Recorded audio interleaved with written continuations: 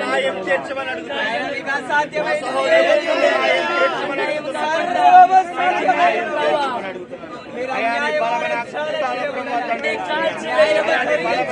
జరిగించమని అడుగుతున్నాం ప్రభువా. పరిశుద్ధాత్మ దేవానికి స్తోత్రం చెల్లిస్తున్నాం. ఈ ఆత్మ కార్యములు జరుగుతుందాక, ఈ ఆత్మ కార్యములు జరుగుతుందాక, ఈ ఆత్మ కార్యములు జరుగుతుందాక. మా తండ్రి ఈ దాసుల పక్షాన న్యాయం తీర్చమని అడుగుతున్నాం. ఈ దాసుల పక్షాన న్యాయం తీర్చమని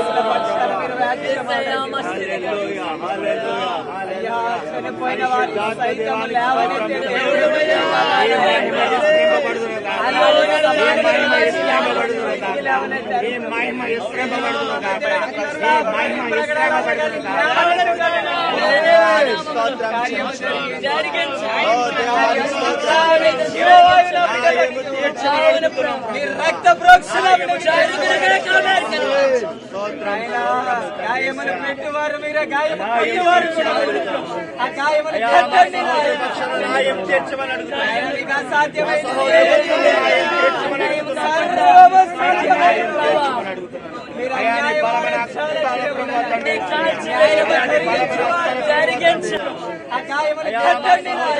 న్యాయం తీర్చమని అడుగుతున్నాం. సాధ్యమైన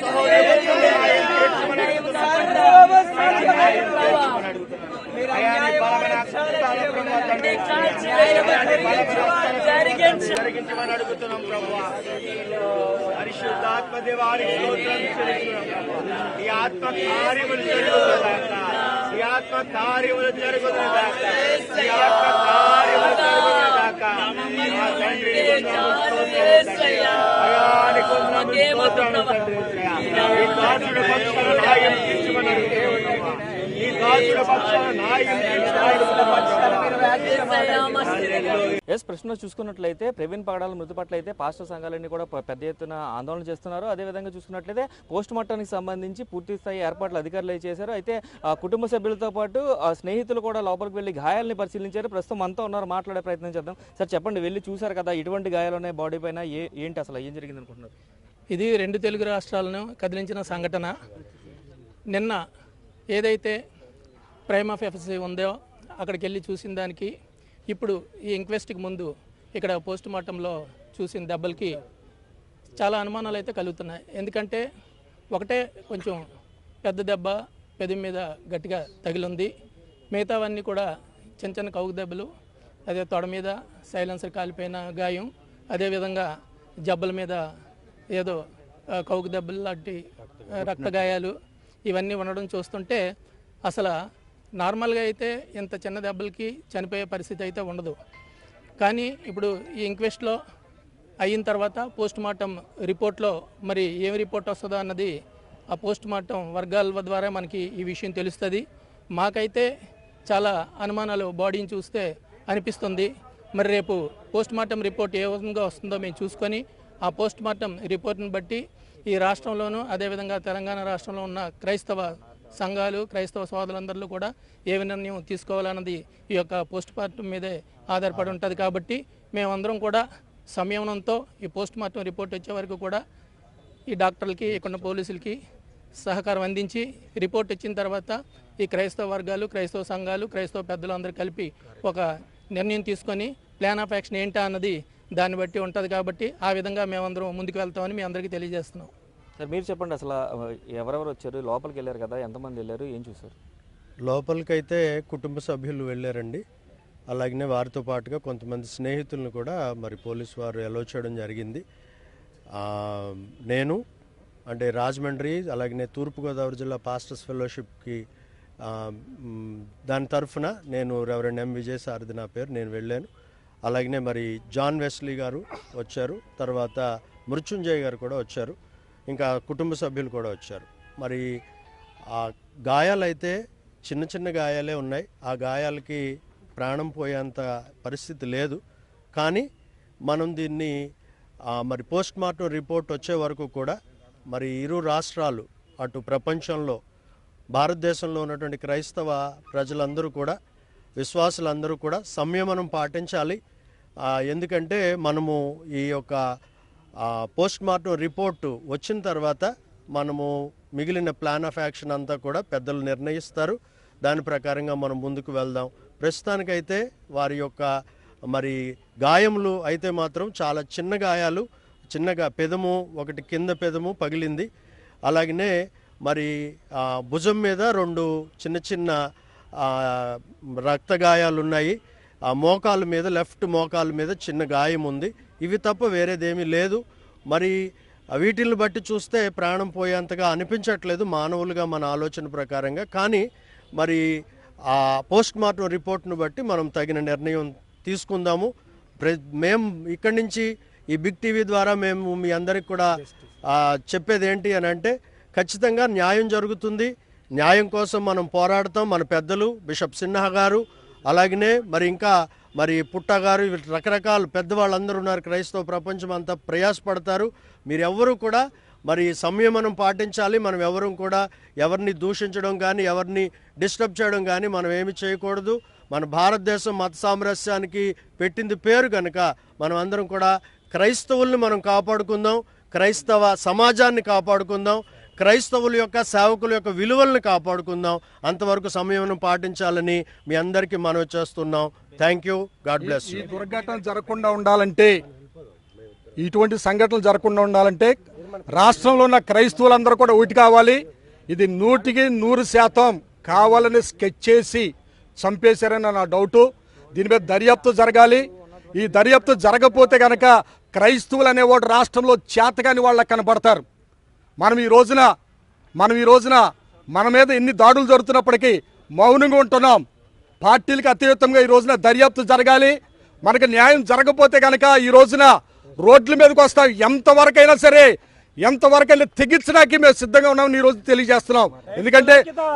ఎందుకంటే ఈ రోజున క్రైస్తవుడు అనేవాడు ఒక చెంప మీద కొడితే ఇంకో చెంప చూపించాడే కానీ ఎక్కడ కూడా దాడులు చేయలేదు. ఈ రోజున పగడాల ప్రవీణ్ గారు ఈ రోజున ఆయన ఎంతోమంది అనాథ పిల్లలను ఆదుకున్నాడు కానీ ఎక్కడ ఎవరికి చెడు చేయలేదు. అటువంటి వ్యక్తిని చంపడానికి ఈ రోజున ఎలా వచ్చిందండి, ఎలా మనసు వచ్చిందండి? ఒకటే మేము అడుగుతున్నాం, ఈ రోజున ప్రభుత్వం వెంటనే దీని మీద దర్యాప్తు చేయాలి. మాకు న్యాయం జరగకపోతే కనుక తప్పనిసరిగా క్రైస్తవ గవర్నమెంట్ విప్పుతాం.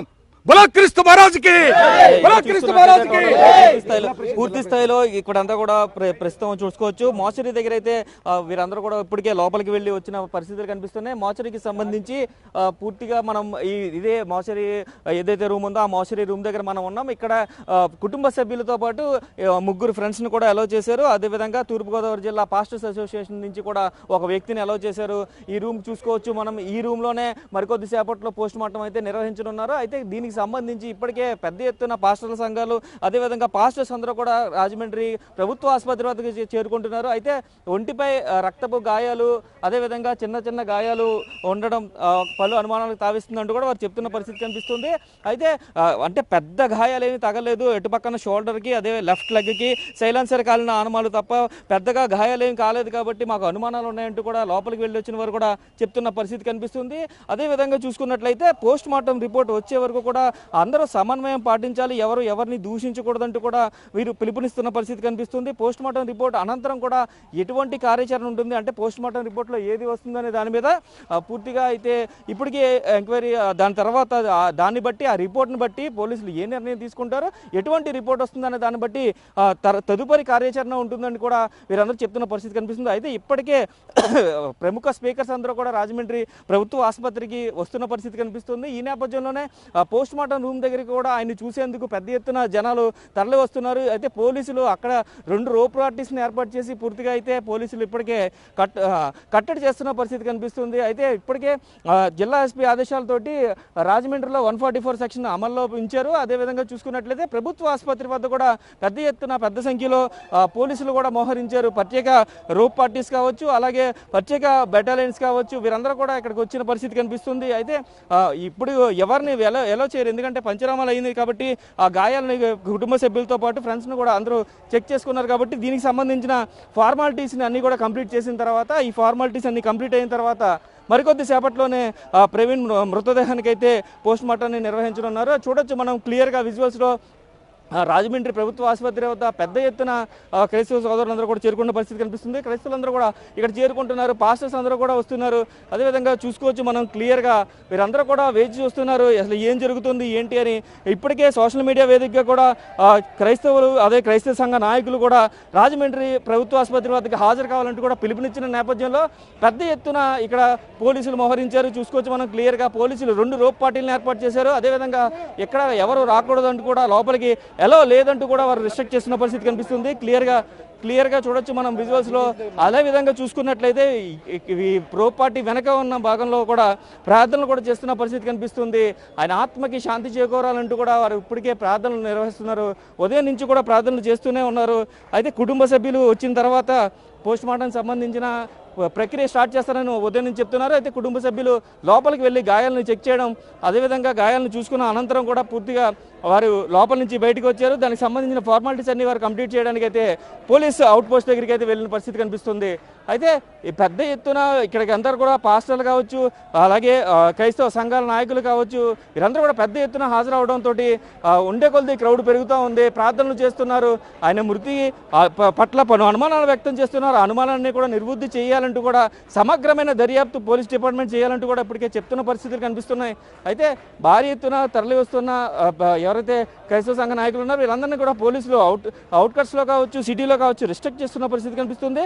అంటే ఇక్కడ ఎటువంటి అవాంఛనీయ ఘటనలు జరగకుండా పోలీసులు కట్టుదిట్టమైన భద్రతా చర్యలు తీసుకున్నారు. అయితే దీనికి సంబంధించి ఇప్పటికే తూర్పుగోదావరి జిల్లా ఎస్పీ నరసింహ కిషోర్ అయితే ప్రత్యేక బృందాలను ఏర్పాటు చేసి దర్యాప్తు చేస్తున్నట్లుగా కూడా తెలుస్తుంది. ఏదైతే యాక్సిడెంట్ స్పాట్ ఉందో ఆ యాక్సిడెంట్ స్పాట్ దగ్గరికి ఎస్పీ నేరుగా వెళ్ళి పరిశీలించారు. అదేవిధంగా క్లూస్ టీం కూడా ఇప్పుడు వచ్చి క్లూస్ను కూడా అక్కడ తీసుకుంటున్న పరిస్థితి కనిపిస్తుంది.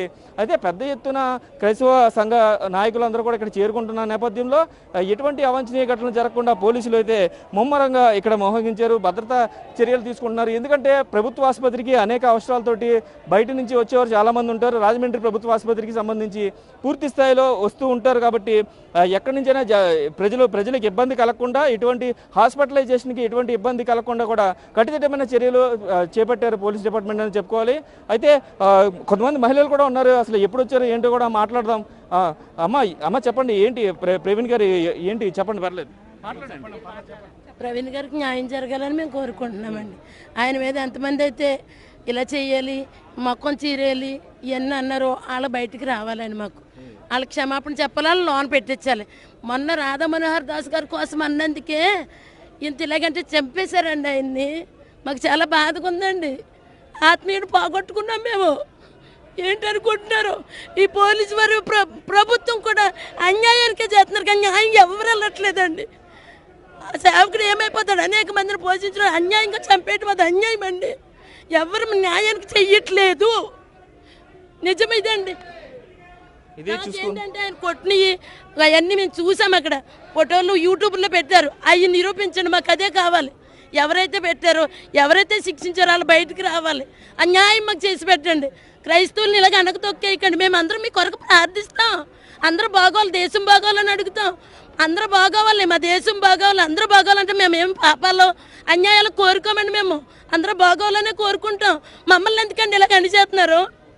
ఇది చూసుకున్నట్లయితే మహిళ కన్నీటి పర్యంతం అవుతున్నారు. అదేవిధంగా చూసుకున్నట్లయితే ప్రవీణ్కి సంబంధించి ప్రవీణ్ పగడాల పాస్టర్ ఎవరైతే ఉన్నారో ఆయన అనేక చారిటీస్ చేశారంటూ కూడా చెప్తున్నారు. అనేక మందికి సహాయ సహకారాలు అందించారు, పేద విద్యార్థులను చదివించారు. ఇలా అనేక చారిటీస్కి సంబంధించి ఆయన ఎన్నో చారిటీల్లో ఆయన పాల్గొన్నారు. ఆయనకు వచ్చిన ఏదైతే ఆయన సొంత ఖర్చులతో చాలామందిని చదివించారు. అలాంటి వ్యక్తిని ఇంత చంపారు అని అయితే వారు ఒక కంక్లూజన్కి వస్తున్నారు. అయితే అనుమానం వ్యక్తం చేస్తున్నారు క్లియర్గా. అక్కడ సంఘటనా స్థలంలో చూపించిన కర్రలు కావచ్చు, లేదంటే అక్కడ కర్రకు రక్తం అడుగుతూ ఉన్న ఆయన చూసుకున్నట్లయితే అక్కడ సంబంధించి పూర్తి స్థాయిలో అయితే ఇబ్బంది జరిగింది అంటూ కూడా చెప్తున్న పరిస్థితి కనిపిస్తుంది. ఖచ్చితంగా చంపేస్తామని బెదిరించారు. ఆయన గత నెలలోనే ఒక పోస్ట్ కూడా పెట్టారు, నాకు ప్రాణహాని ఉందని. దానికి సంబంధించి పూర్తి స్థాయి ఎంక్వైరీ పోలీసులు నిష్పక్షపాతంగా చేయాలంటూ కూడా వారు చెప్తున్న పరిస్థితులు అయితే ఇక్కడ కనిపిస్తున్నాయి.